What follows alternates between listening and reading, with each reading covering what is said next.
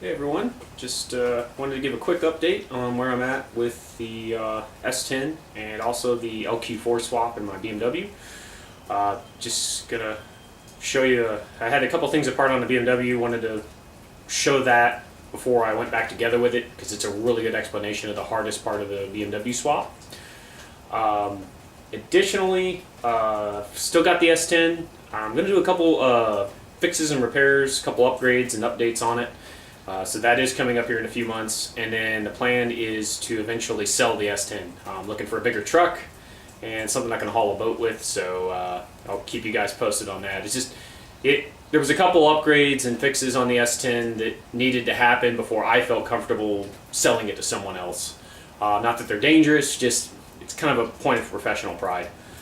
But I'll go ahead and get started and show you the BMW and the S10 and a few other things I got going on, which is why I haven't shot any video in a while. So on the BMW here, I've got it up on a stand. So the power steering system, the previous owner actually filled it with stop leak.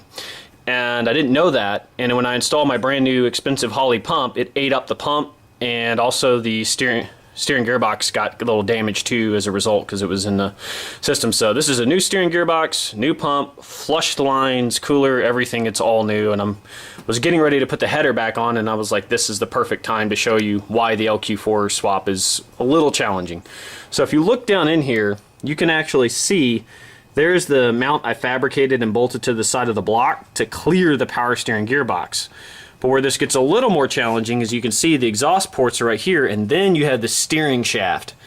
That is directly in the way. If you try to go with the Hooker cast manifolds, the manifold will exit, but it will come within about 1/8 of an inch of that U-joint on the shaft, and that of course is going to cook the bearing inside of there, and then you'll have a problem, which is why I opted to get a little bit more further away from it, put some heat protection on it, prevent that from dying. So that's basically what I was doing here. I'm just using the stock cooler lines, everything, and then plumbing them into the LS1 power steering pump and stock gearbox, little 6AN line that I put in there. On that 6AN line, by the way, to get a fitting that adapts it over, it is metric, and if you use a GM metric 6AN adapter that you find in any modern GM power steering gearbox, it'll thread right in. Just put a aluminum crush washer on it, thread it right on in, and then you can just use that adapter to plug a 6AN line into it. I did cut the little O-ring end off of that fitting because I was a little worried it might touch the internals of the gearbox. So whizzed that guy off, cleaned it up, it's threaded right in, same thread, works great, no leaks, it's been awesome. So there's that. Here is the manifold itself, and so this is the Hooker cast manifold. I just cut the end off right here. You can see there, and then I had a shop weld some piping onto it to kind of reroute it, and then wrapped it. So that's what had to happen to just get it further away from the gearbox. But it's been doing great, no leaks, and I've revved on it really hard, and it's been holding strong.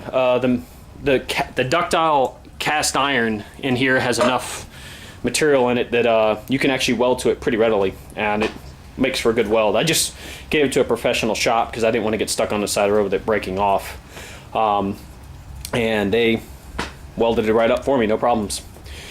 Aside from that, what I've got going on right now is I couldn't pass up the deal on this sweet '08 Camry I've got here. It was just too good a deal to pass up, so I've been working on it for a while.